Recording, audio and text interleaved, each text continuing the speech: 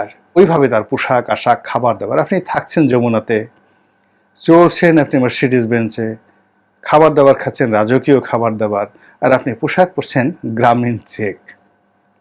It's not fair.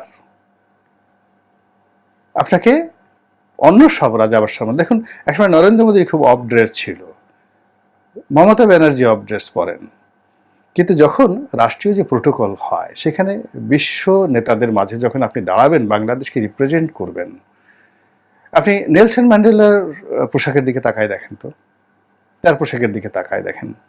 এখন আপনি কি নেলসন ম্যান্ডেলার চেয়ে বড় হয়ে গেছেন? তার পোশাকের দিকে তাকায় দেখেন কি স্মার্ট তিনি ছিলেন। একটা জাতীয় পোশাক পরতেন, নিজস্ব একটা ড্রেস ছিল ইয়াসির আরাফাতের। আপনি একবার তাকায় দেখেন তো সেই পোশাকগুলো। কিংবা আপনি চে গুয়েভারের পোশাক দেখেন, বা চে গুয়েভারের বন্ধু যিনি ফিদেল ক্যাস্ট্রো, তার পোশাক দেখেন।